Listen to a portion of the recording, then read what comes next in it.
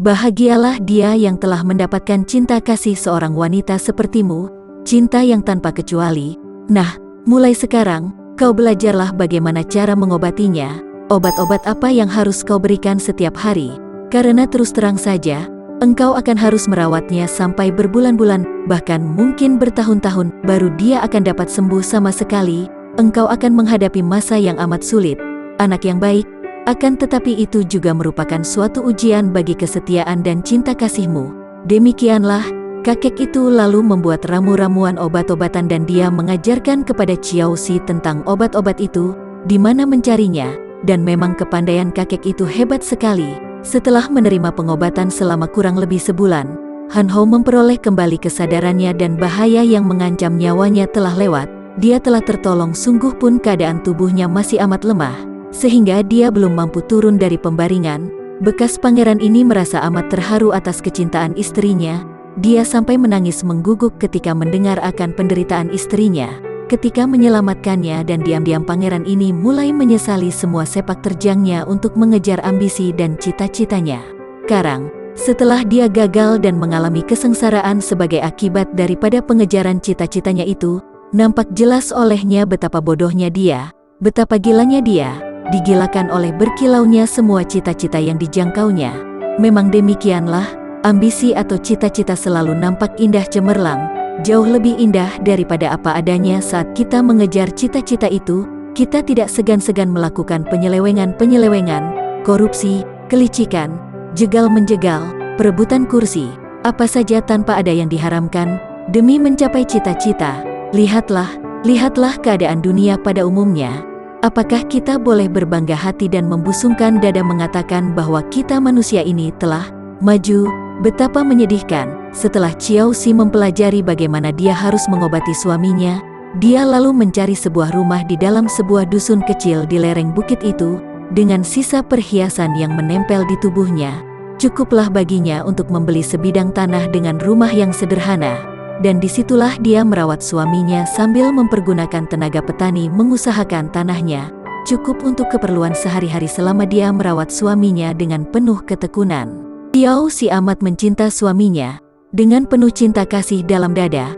Biarpun dia hidup sederhana, berpakaian wanita petani, tinggal di rumah sederhana, namun wanita muda ini nampak segar dan kedua pipinya kemerahan seperti buah tomat yang ditanamnya.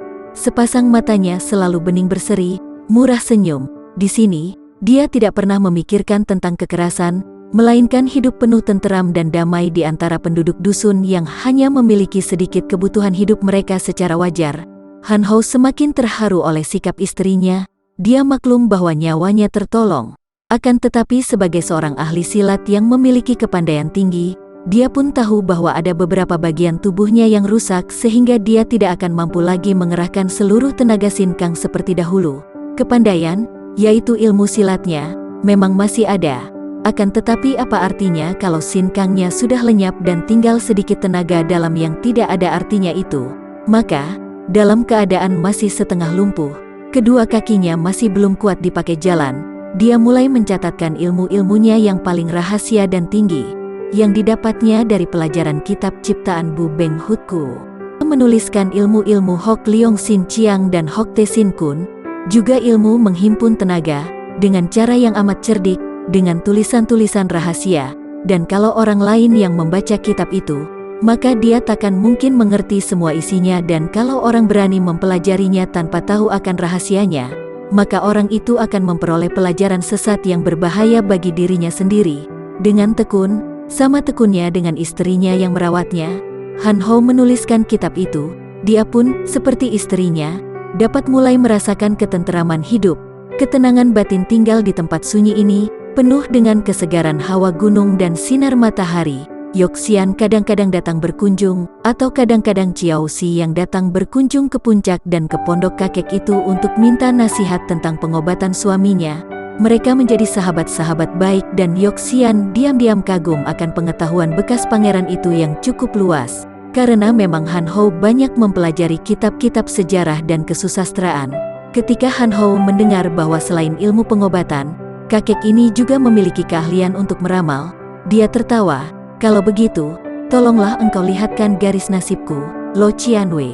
katanya sambil bangkit duduk dan menyeret kedua kakinya yang masih setengah lumpuh itu agar dia dapat duduk di pembaringan. Yoxian tertawa juga melihat kegembiraan wajah tampan dari pangeran muda itu. Ilmu meramal hanyalah ilmu iseng-iseng saja. Pangeran, perlu apa mengetahui keadaan yang belum tiba? Aku pun hanya iseng-iseng mau tahu saja Lo Qianwei. Abis, untuk apa Lo Qianwei mempelajari ilmu meramal kalau tidak mau melihat garis nasib orang? Kata Han Hou sambil menyodorkan tangan kirinya. Pada saat itu, Qiao Xi masuk dan dia pun ikut gembira. Ikut mendesak kakek itu untuk iseng-iseng melihat garis tangan suaminya dan dia pun duduk di samping Han Hou dengan sikap gembira.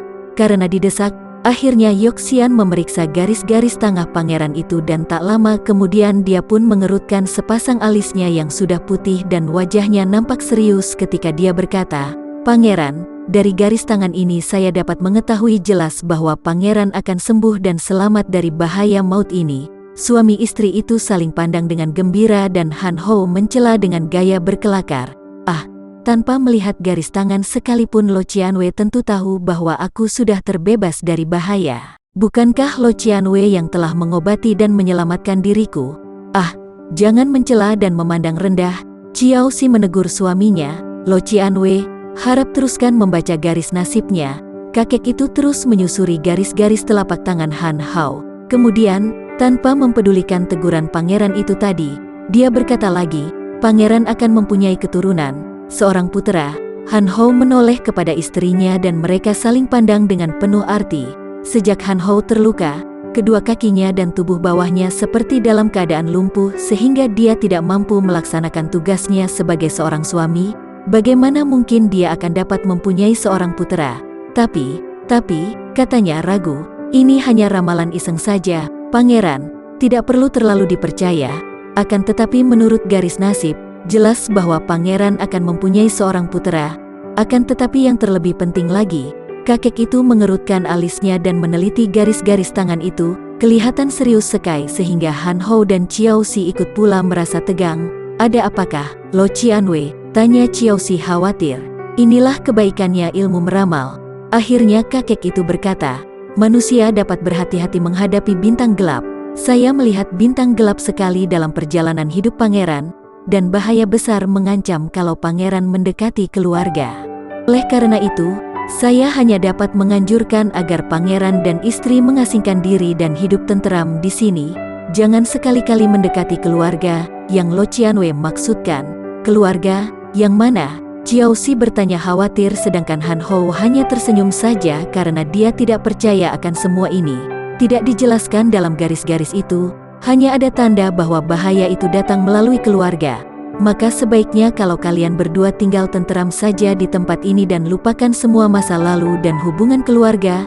Ramalan yang dilakukan secara iseng-iseng itu mendatangkan kesan mendalam dalam hati Qiao Xi. Akan tetapi Han Hou tidak mempedulikannya. Sungguh pun untuk waktu itu dia sama sekali tidak berkeinginan untuk berhubungan dengan keluarganya. Keluarga mana yang akan dihubunginya? Ayah kandungnya telah tiada, dan saudara-saudaranya, kaisar dan para pangeran di kerajaan Beng tentu semua benci dan menganggapnya sebagai musuh dan pemberontak. Sedangkan ayah tirinya, Raja Sabutai, tentu juga marah kepadanya karena kegagalannya. Di samping itu, dia merasa malu untuk berjumpa dengan siapapun juga dalam keadaan setengah lumpuh dan tidak berdaya ini. Demikianlah, dengan penuh cinta dan kesetiaan, Qiao Xi pendekar wanita yang gagah perkasa dan cantik manis itu merawat suaminya. Perlahan-lahan, sedikit demi sedikit, kesehatan Han Hou makin membaik dan kedua kakinya pun mulai dapat digerakkan. Agaknya ramalan Yoxian itu mendekati kebenaran karena Han Hou yang tadinya mengira akan lumpuh selamanya itu kini mulai dapat berjalan dan setelah dirawat selama 2 tahun, benar saja, dia telah sembuh sama sekali, dia telah sehat lagi, tidak lumpuh, dan dia dapat melakukan tugas sebagai suami normal, dan dapat berjalan, bahkan berlari dan bergerak cepat. Sungguh pun tenaga sinkangnya telah banyak hilang sehingga biarpun dia dapat mainkan kembali semua ilmu silatnya, namun tidak dapat sepenuh tenaga dan tentu saja dia telah kehilangan kelihayannya. Bahkan dengan sisa tenaga sinkang yang tidak berapa kuat itu, dia tidak lagi mampu memainkan ilmu-ilmu silatnya yang dipelajarinya dahulu dari kitab-kitab Bu Beng Huchou. Tentu saja pangeran ini menjadi kecewa dan berduka. Akan tetapi istrinya yang mencintanya itu menghiburnya dan mereka berdua hidup rukun dan saling mencinta di tempat yang sunyi itu. Beberapa bulan kemudian, suami istri itu merasa amat gembira dan berbahagia dengan kenyataan bahwa Xiaoxi mulai mengandung. Bulan kemudian terbuktilah ramalan Yoxian dengan lahirnya seorang anak laki-laki yang sehat dan mungil. Akan tetapi, kegembiraan bagi suami istri itu disuramkan dengan peristiwa kematian Yoxian. Kakek yang usianya tentu sudah lebih dari 100 tahun itu meninggal dunia dalam keadaan tenang dan karena kakek itu tidak berkeluarga, maka Han Ho dan Xiaoxi yang menganggap kakek itu sebagai penolong mereka, lalu merawat dan mengurus jenazahnya, dibantu oleh para penghuni dusun mereka. Anak laki-laki itu mereka diberi nama Cheng Tianxin. Tentu saja suami istri itu merasa amat berbahagia dan mereka merawat Tianxin penuh kasih sayang. Sejak kecil sekali Tianxin telah menunjukkan bahwa dia amat cerdik di samping memiliki wajah yang sangat tampan sekali. Dengan adanya Tianxin, suami istri itu merasa terhibur dan agaknya mereka sudah tidak membutuhkan apa-apa lagi. Sudah cukup berbahagia hidup bertiga di dusun itu, mempunyai para tetangga orang-orang dusun yang amat jujur dan bersahaja hidupnya, hidup sehat dekat dengan alam, jauh dari keributan. Bertahun-tahun lewat dengan cepatnya tanpa terasa dan tahu-tahu 8 tahun telah lewat sejak Tianxin terlahir ke dalam dunia. Setelah berusia 8 tahun, makin nampak betapa anak ini memiliki wajah yang amat tampan. Wajah yang sedemikian eloknya sehingga nampak manis seperti wajah seorang anak perempuan. Akan tetapi wataknya cukup jantan karena anak ini selain cerdik, juga memiliki pribadi yang kuat dan tabah dan semenjak kecil tentu saja dia telah digembleng oleh ayahnya sendiri. Biarpun dia sendiri sudah kehilangan sinkangnya, namun tentu saja Han Ho tahu bagaimana caranya mendidik dan melatih ilmu-ilmu silat kepada puteranya yang amat disayangnya. Dasar-dasar ilmu silat tinggi telah diajarkan kepada anak itu semenjak anak itu berusia 5 tahun. Bukan hanya ilmu silat, bahkan anak itu pun sejak kecil telah diajarkan ilmu tulis dan baca karena ayah bundanya menghendaki agar putra mereka kelak bukan hanya menjadi seorang ahli silat, akan tetapi juga seorang ahli dalam kesusastraan, patut menjadi keturunan keluarga kaisar dan keturunan keluarga Qin Lingpai. Han Ho dan Xiaoxi juga tidak merahasiakan keturunan mereka dan anak itu telah mendengar penuturan orang tuanya bahwa ayahnya sebetulnya adalah Pangeran Ogutai atau Pangeran Cheng Han Ho, seorang pangeran kerajaan besar dari Kaisar Beng Tiao.